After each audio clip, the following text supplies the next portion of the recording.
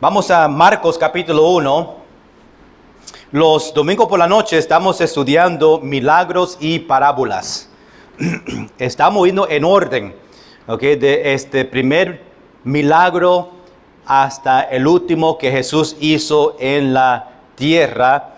Vamos en orden, ya empezamos el primer milagro que hizo, que fue cambió agua en vino. Y seguimos y hablamos sobre otros milagros. Creo que estamos en número 4 por ahí, en el principio de su ministerio. Y esta noche vamos a estar hablando sobre algo que pasó en la sinagoga mientras que Jesús estaba enseñando a ellos que estaban presentes. Había un hombre que tenía un demonio. Y este milagro se llama el lanza de un espíritu inmundo. Cuando la Biblia dice espíritu inmundo, está hablando de un demonio. Es otra palabra, otra frase de un demonio. Vamos a leer este milagro que está en capítulo 1, Marcos capítulo 1, desde versículo 21 a 28.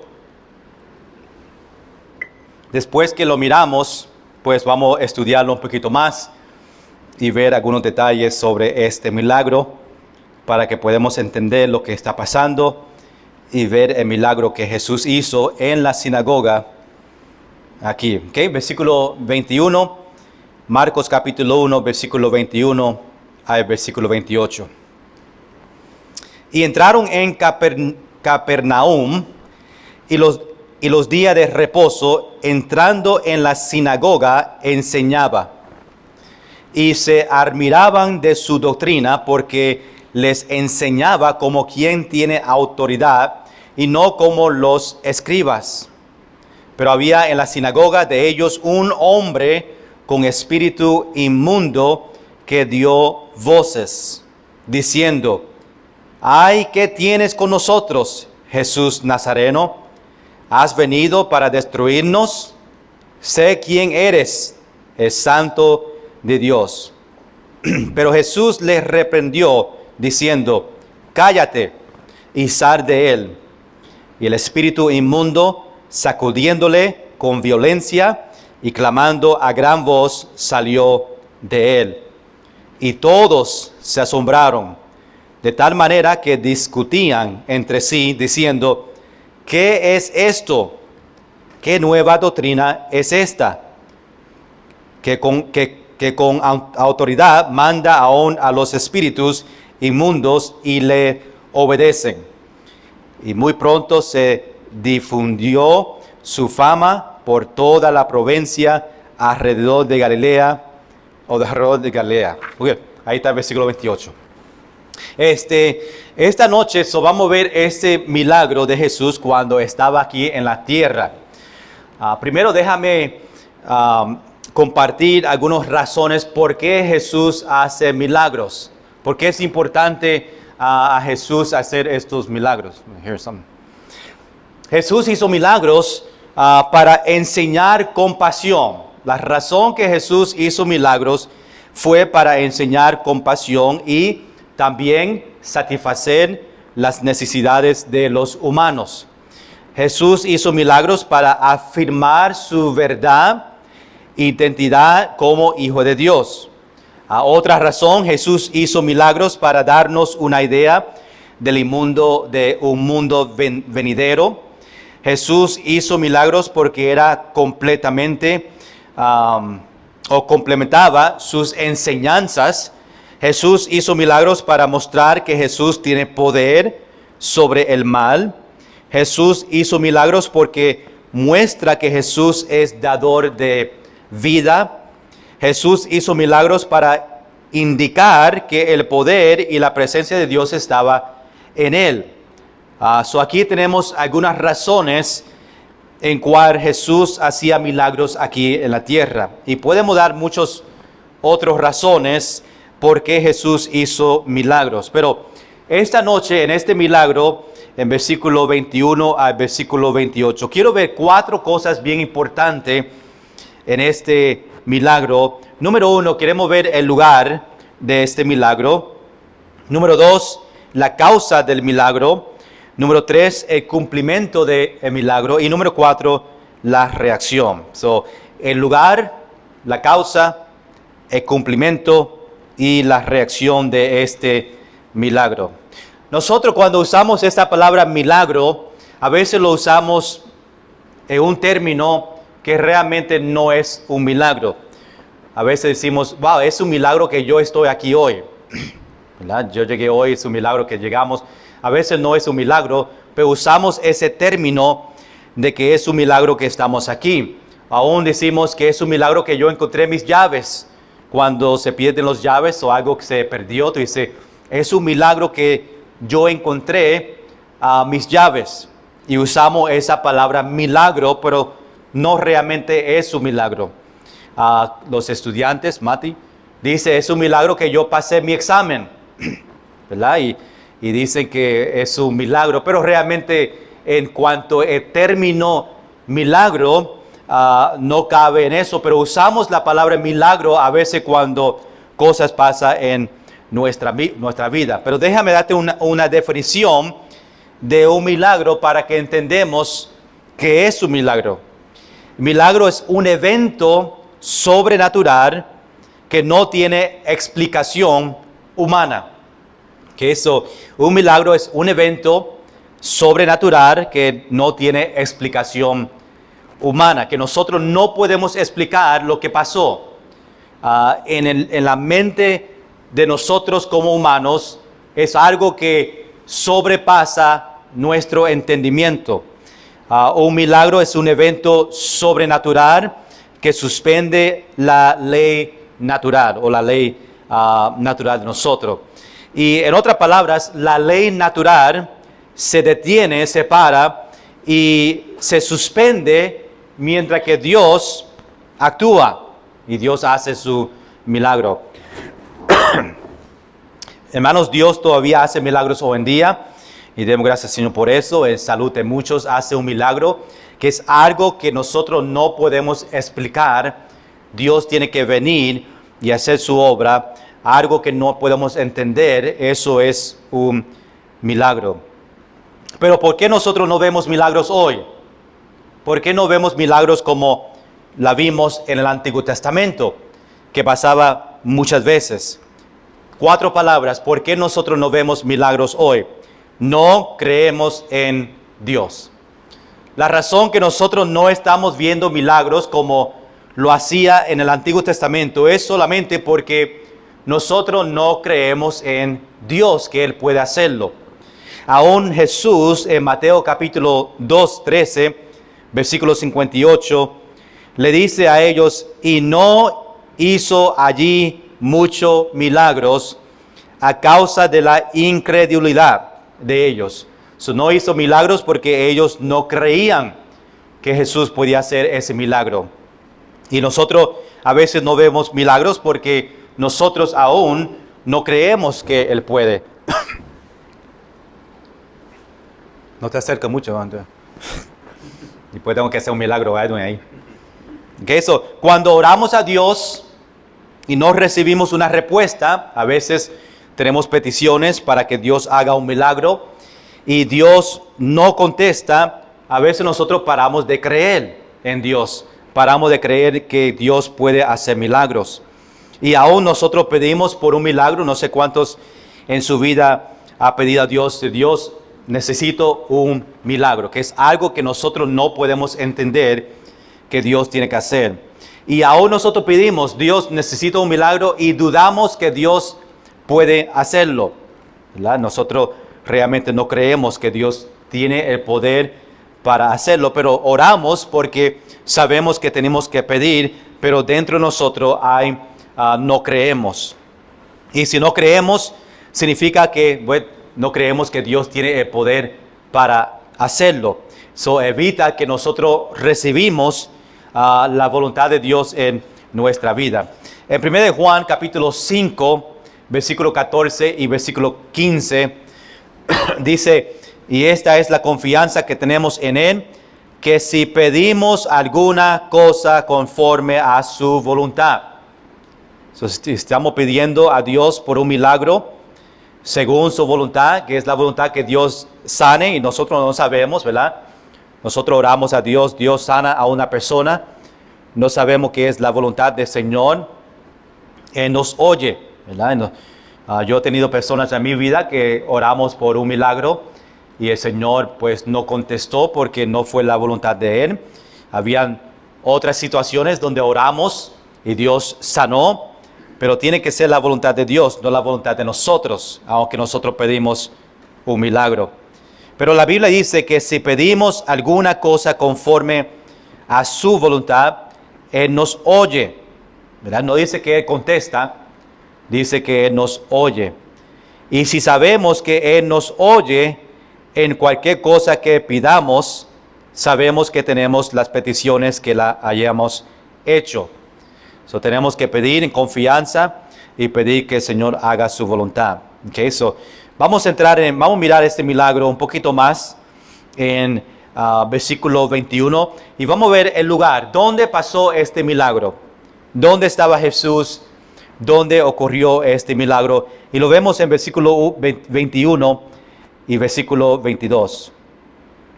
Mira versículo 21. Y entraron en Capernaum. Y los días de reposo, entrando en la sinagoga, enseñaba. So, versículo 1 nos enseña ahí el background o el lugar de este milagro. El lugar de este milagro obviamente dice en Capernaum. Todavía estamos en los principios del ministerio de Jesús, entrando en Capernaum. Y otro detalle de este milagro es que estaba en una sinagoga. ¿Okay? Una sinagoga es un lugar donde se reúnen las personas. Interesante que la sinagoga empezó cuando estaba en cautiverio en Babilonia, donde no había un templo. Ellos empezaban a reunirse en un lugar y lo llamaba una sinagoga, donde ellos se reunían. Ellos llevaban ese sentido de sinagoga, lo llevaron a Jerusalén cuando entraron en Jerusalén otra vez, cuando entraron después de 70 años en Babilonia, y empezaban a tener una sinagoga en diferentes lugares. No es una iglesia, es solamente un lugar donde ellos se reunían. Aún en la Biblia, una sinagoga lo usaban para los abogados, para juicios, para reuniones, pero es un lugar donde se reunían, y Jesús y Pablo y otros entraban en la sinagoga para enseñar, porque se permitían que se enseñaba en ese lugar. Okay, so, aquí vemos que estamos en Capernaum, estamos en una sinagoga. Quiero que vean esta palabra, y entraron. Okay, entraron es en plural. Eso significa que Jesús no entró solo. Entraron en Capernaum. ¿Quién entró con Jesús? Pues Jesús y sus discípulos que estaban con él entraban en este pueblo, Capernaum, y entraba en la sinagoga. Cuando vemos la historia de Capernaum, fue la segunda casa de Jesús, en el sentido que Jesús empezó su ministerio ahí. Tenía el llamado el pueblo de Jesús, porque se pasaba mucho tiempo ahí. Y el nombre de la ciudad, Capernaum, significa pueblo de Nahum, ¿verdad? Que tienen Capernaum, el pueblo de Nahum. No sabemos si el Nahum es profeta. Nahum, quizás otros se llamaba en ese nombre, pero Capernaum significa el pueblo de Nahum. Y dice que Jesús entraba en la sinagoga, y ¿qué hacía? Enseñaba en los días de reposo, que los días que ellos entraban en la sinagoga para enseñar doctrina era en el día de reposo. El día de reposo en el Antiguo Testamento es cada séptimo día, y es un día santo en cual Dios mandó, ¿verdad?, a Israel a descansar de sus labores, no trabajar. Y en ese tiempo la sinagoga no tenía maestros establecidos, o no había una persona en cargo de la sinagoga. Ellos tenían invitados que venían y hablaban, daban lectura de las escrituras por ese día. Y era costumbre de que Dios entraba y predicaba en esos tiempos. Vemos que Pablo entraba en la sinagoga y otros discípulos y profetas o apóstoles entraban en la sinagoga para enseñar, pero siempre era en día de reposo. Los otros días se usaba la sinagoga para otras cosas que ellos tenían en el pueblo. Okay, eso sabemos el lugar, pero también mira versículo 22. Dice, y se admiraban de su doctrina. Está hablando de Jesús. Cuando Jesús predicaba, ellos se admiraban de su enseñanza, su doctrina, porque les enseñaba como quien tiene autoridad y no como los escribas. Cuando Jesús enseñaba, los judíos admiraban la enseñanza o la doctrina de Jesús. No, obviamente no dice que Jesús estaba enseñando. No sé si estaba enseñándole el bautismo de cualquier doctrina, pero vemos el efecto que tenía la enseñanza, ¿verdad? Ellos admiraban de esta doctrina. Ellos nunca habían escuchado una persona enseñar en esta manera, en la manera que Jesús enseñaba. Los escribas, por eso dice, no como los escribas enseñaban, pero ellos se referían a los rabinos en cuanto a la autoridad. Dicen, mira, esta es la enseñanza porque los rabinos lo decían. Pero Jesús no decía, no usaba otras personas que escuchaba. Él fue original, ¿verdad? Su doctrina venía de él, de Dios, y no decía, pues, este grupo de personas decían esto, era original. Por eso ellos admiraban su doctrina. Era algo diferente. Era una doctrina, una enseñanza nueva para ellos. Y Jesús, dice Marcos, que enseñaba como quien tiene autoridad. Obviamente Jesús enseñaba con autoridad. ¿Por qué? Porque Él era la autoridad. Jesús, Dios, Jesús en este caso, es la autoridad. Es la palabra de Dios. Jesús enseñó con autoridad porque Él sabía acerca de lo que Él estaba hablando, porque era Jesús, ¿verdad? Aunque los otros no entendían, Jesús hablaba sus palabras, no palabras de otro. Y no podemos enseñar con autoridad si no conoce bien las materiales. Si Jesús obviamente entendía las escrituras, el Antiguo Testamento, lo que ellos enseñaba en la sinagoga. No había un Nuevo Testamento todavía. Y todo el Antiguo Testamento ya Jesús lo conocía. Y Él enseñaba porque Él conocía el material. Él enseñaba con autoridad, como dice el versículo.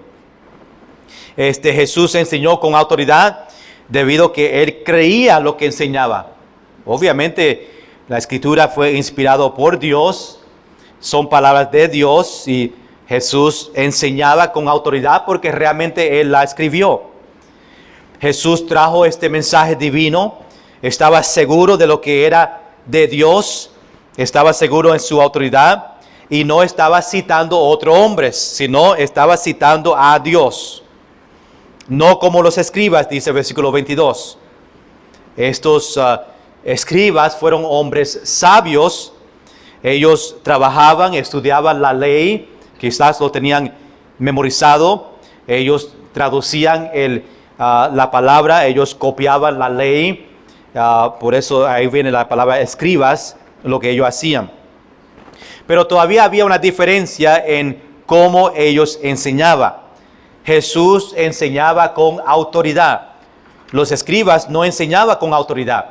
Ellos aún no estaban seguros, se referían a otras personas, pero Jesús enseñaba con autoridad. Igual que nosotros, nosotros tenemos que enseñar o predicar con autoridad. Predicando con autoridad no significa que estamos gritando, ¿verdad?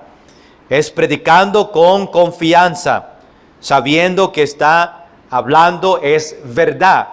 Tú y yo podemos testificar, aún yo puedo enseñar esta noche con autoridad, porque yo sé que la Biblia es la verdad y podemos enseñar en esa manera. Tú puedes testificar a otros, sus familiares, su vecino, porque tú estás testificando con autoridad, porque tú sabes que la Biblia es de Dios y es la verdad, y estamos conforme y contento y seguro de lo que dice la Biblia y que es verdad. Nosotros obviamente tenemos la verdad, no debemos dudar este libro que nosotros tenemos, es la verdad. Y tú tienes que plantar a tú mismo estas palabras y esta autoridad de la Biblia. Tenemos el Espíritu Santo que hace su trabajo por nosotros y nos enseña para que podamos enseñar con autoridad. Tenemos que creer en el mensaje, creer en el Evangelio con todo nuestro corazón, y nos da el privilegio de enseñar con autoridad. Y después enseñar a la gente cómo aplicar la Biblia. Recuerda que tú y yo podemos testificar, podemos compartir la palabra con autoridad. Jesús entró en la sinagoga y predicó y enseñó con autoridad. Eso es lo que admiraban estos judíos de su doctrina, porque Jesús estaba firme en su enseñanza. Ahí vemos el lugar de este milagro. Número 2, vamos a ver la causa del milagro. Y vemos eso en versículos 23 y 24. Mira lo que dice en versículo 23. Pero había en la sinagoga de ellos un hombre con espíritu inmundo, que dio voces. Este hombre que estaba en la sinagoga, en este cuarto, en este lugar donde ellos enseñaban, mientras que Jesús estaba enseñando, dice que este hombre tenía un demonio. Espíritu inmundo significa que fue un demonio. Podemos decir que fue esta persona controlado por un demonio. El demonio captó su cuerpo, su mente, sus palabras para decir algo fuera de control de este hombre. Ahora, los impíos o los inconversos están controlados por el Dios de ellos, que es Satanás en este mundo, ¿verdad? Y obviamente cuando hablamos de demonios, los demonios vienen de Satanás, son ángeles de Satanás, y pues ellos pueden entrar en una persona que no tiene a Cristo en su vida. Satanás después ciega la mente de ellos, los que no creen, y creo está claro que son las personas que no creen en Jesús. El Espíritu Santo, el demonio no puede entrar en una persona que es un cristiano. El Espíritu Santo y un demonio no puede existir en el mismo cuerpo. La luz y la oscuridad no puede existir en un cuerpo. Un cristiano no puede tener un demonio, pero puede ser influenciado por un demonio. Inmundo en este espíritu, la palabra inmundo es un espíritu sucio, corrupto, impuro. Y cuando el demonio o Satanás vio a Jesús en esta sinagoga, lo vio, pues dice que dio voces. Este demonio que estaba en este hombre dio voces. Eso significa que gritó.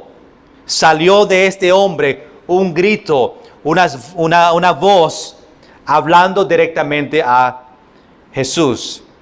Otro detalle, sabemos que un cristiano sellado por el Espíritu, como dije, no puede tener un demonio, pero puede ser influenciado por un demonio. La posesión de demonios implica que un demonio tenga control completo de una persona.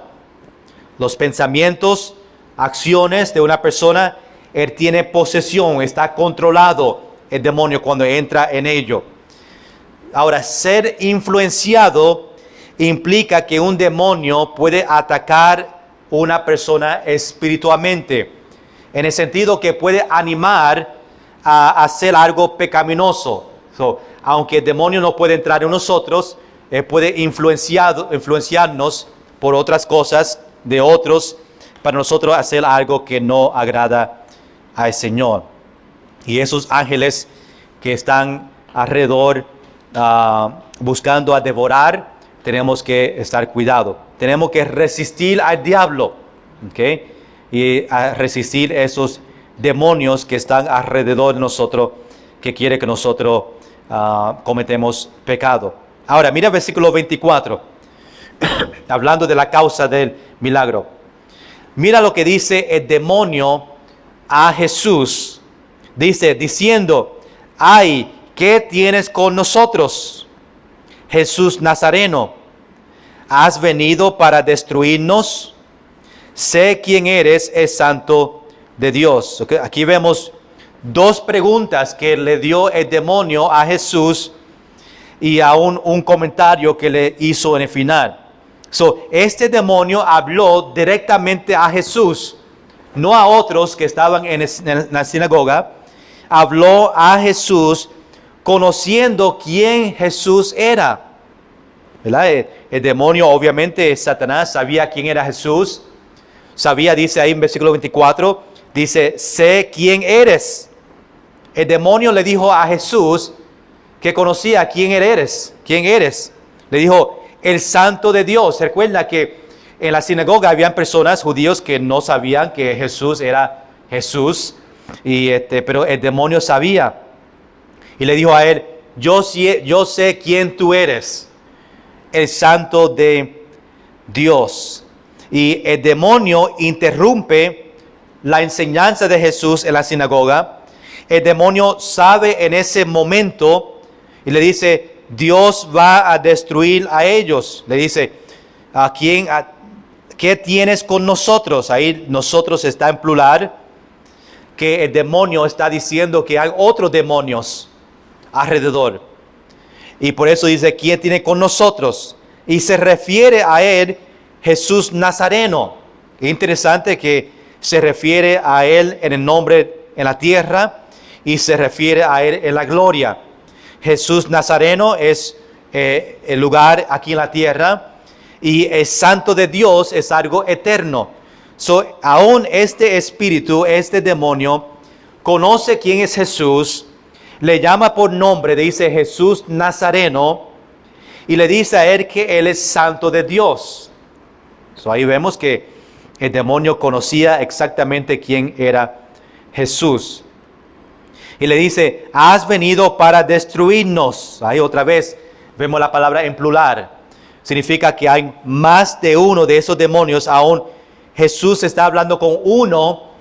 Habían otros demonios en el mundo, en la ciudad de Galilea. Y le pide a él que tiene con nosotros, plural, y ha venido a destruirnos. Porque ellos sabían el poder del Señor, el poder de Jesús y cómo Jesús tenía poder para destruirle.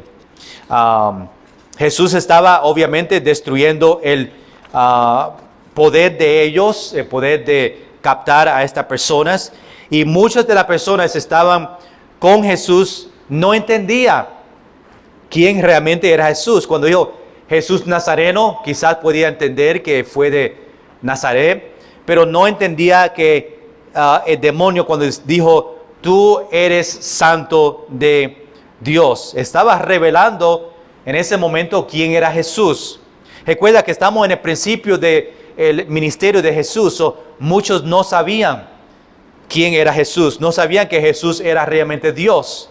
Y ahora el demonio está revelando a todos que están en esta sinagoga que Jesús es Santo de Dios. Quizás por eso Jesús le dijo que se calle, para que no siga hablando de cosas que no fue revelado todavía.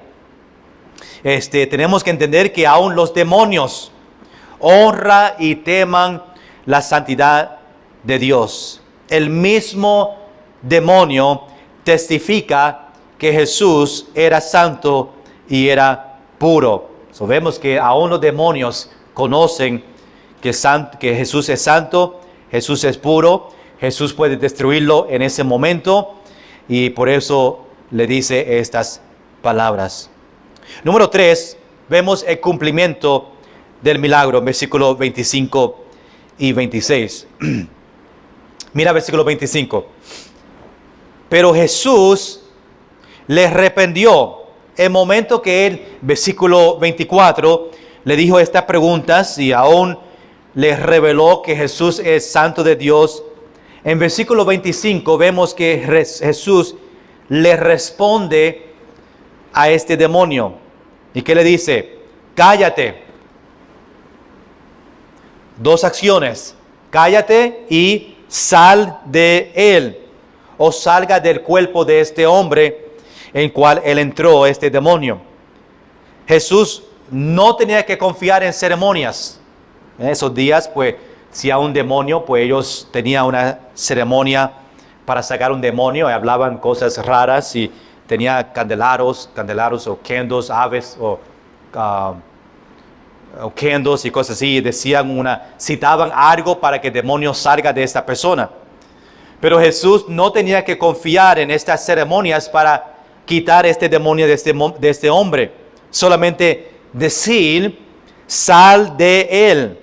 Y en ese momento el demonio sale de esa persona, se calla porque dice cállate y sal de él. Y él salió. So Jesús le regaña, le llama la atención, le dice cállate y sal de él. Y hermanos, no es la primera vez ni la última vez que Jesús le dice cállate a un demonio. Hay otros milagros que nosotros vamos a ver en el futuro.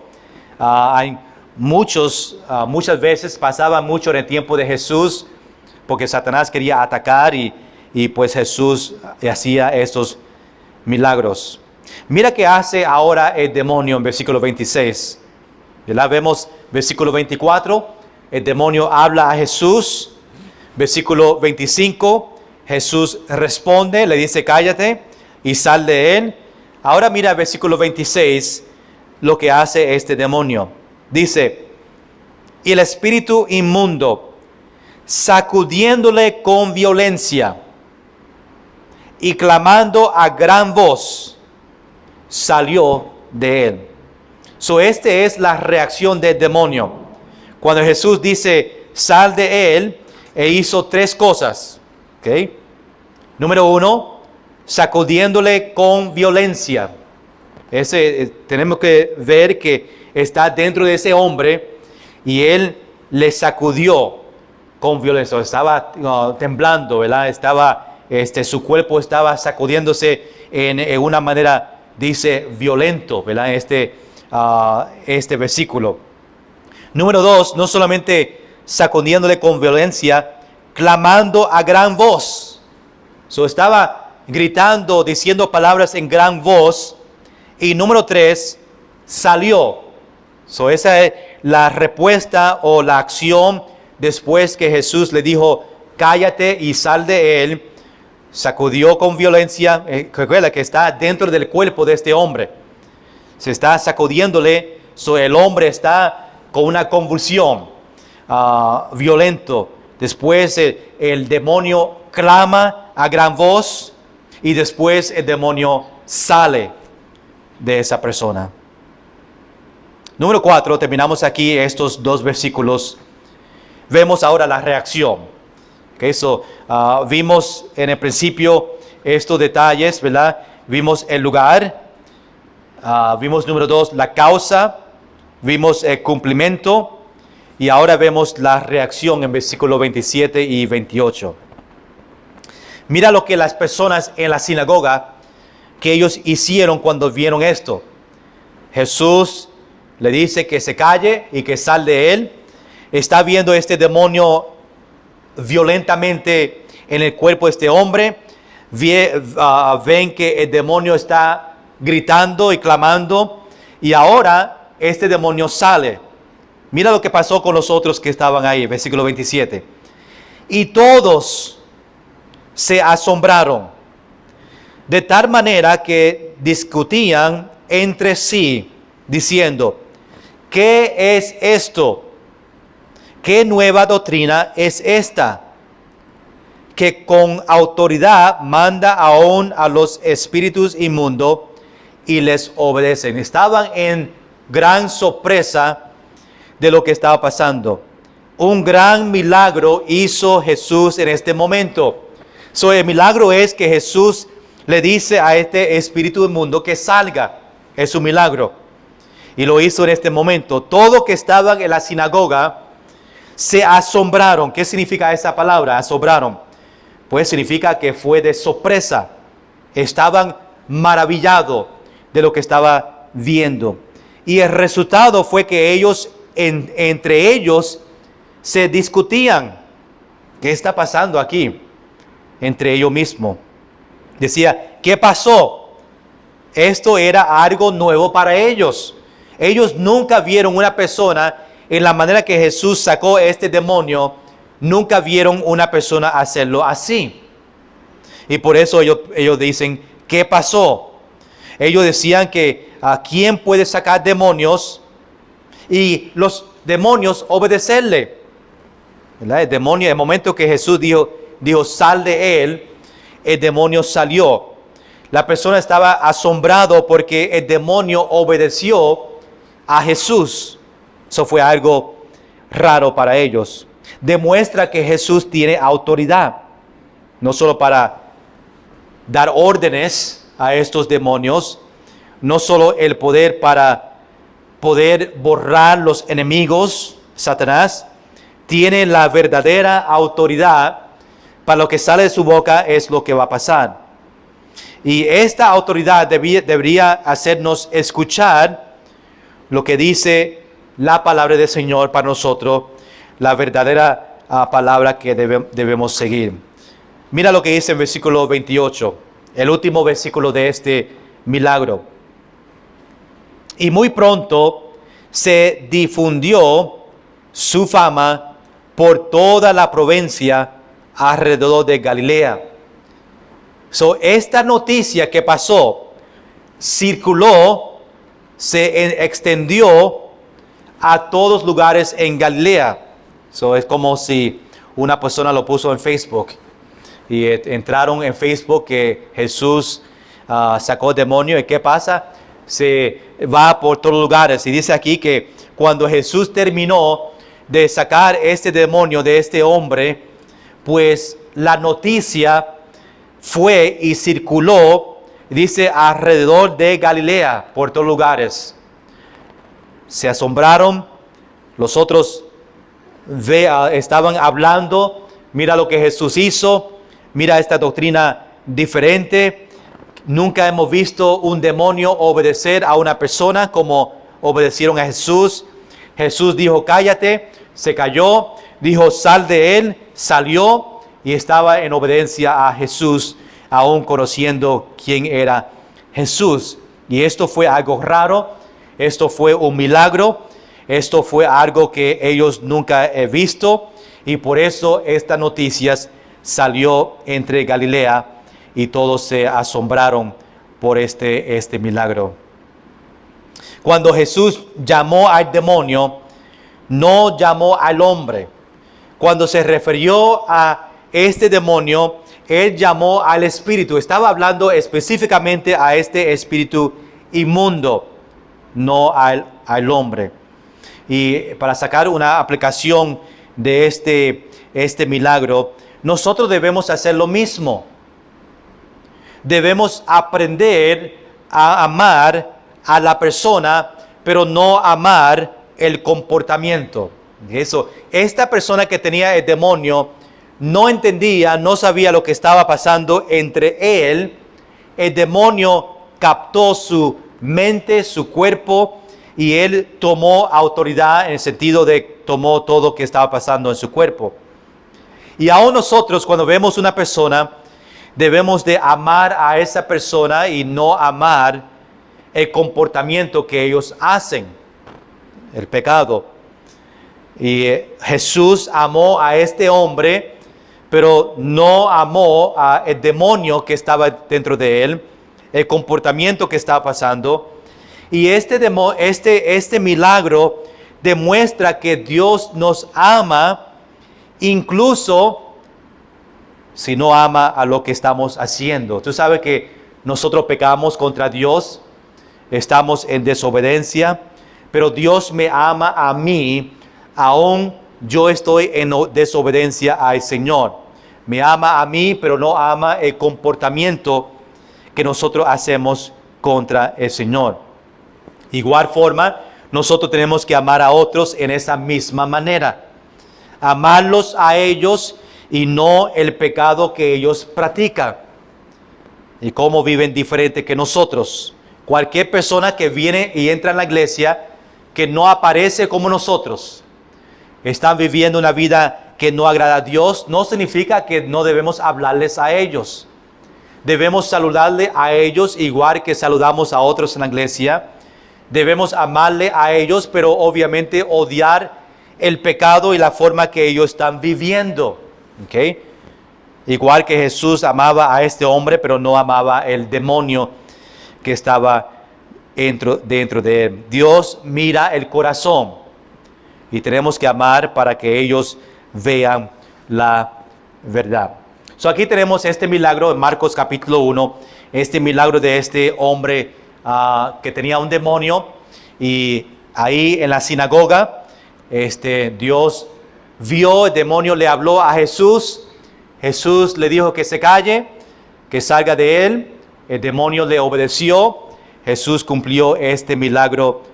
Todos, el resultado, se asombraron, y aún llegó la noticia a otros pueblos en Galilea. Y ahí tenemos el milagro de este demonio dentro de este hombre. La lección es que nosotros debemos amar a otros, aún el pecado que están haciendo no agrada al Señor. Vamos a en pie, vamos a dar gracias, Señor, por este milagro. Y gracias por venir y ser fiel los domingos por la noche. Y aún estoy pidiendo la bendición de Dios sobre su vida por ser fiel a Dios en viniendo y escuchando la palabra. Señor, gracias porque podemos estar aquí. Gracias, Señor, por María, por Marta, por Edwin y por mi familia. Señor, que están fiel y presente en este día, Señor. Te pido tu bendición sobre ellos, su familia, su salud. Señor, tu provisión para ellos. Señor, cualquier necesidad que tiene en su corazón, te pido en el nombre de Jesús que tú demuestras su bendición. Abre las ventanas de bendiciones para ellos. Por ellos ponerte a ti primero en esta noche. Gracias, Señor, por este tiempo de este milagro que hemos visto, de este demonio en este hombre, Señor, y como tú, con tu autoridad, le dijiste a este demonio, cállate y sal de él, y el demonio obedeció a ti. Fue un gran milagro. Otros lo vieron, estaban asombrados, y la noticia fue a otros pueblos. Tu testimonio creció y abrió puertas para que tú podías hacer muchos más milagros para que otros te creen a ti. Gracias, Señor, por enseñarnos este milagro que podemos meditar en estos versículos esta semana. Y, Señor, que podemos regresar aún este martes en el culto de oración y miércoles estudio bíblico y podemos seguir aprendiendo de ti. Entonces, Señor, llévanos bien a nuestro hogar. Gracias por este tiempo, este milagro. Gracias por tu palabra que tiene poder para cambiarnos. Y llévanos bien a nuestro hogar y bendice a ellos que están enfermos en la iglesia. En el nombre de Jesús. Amén. Que el Señor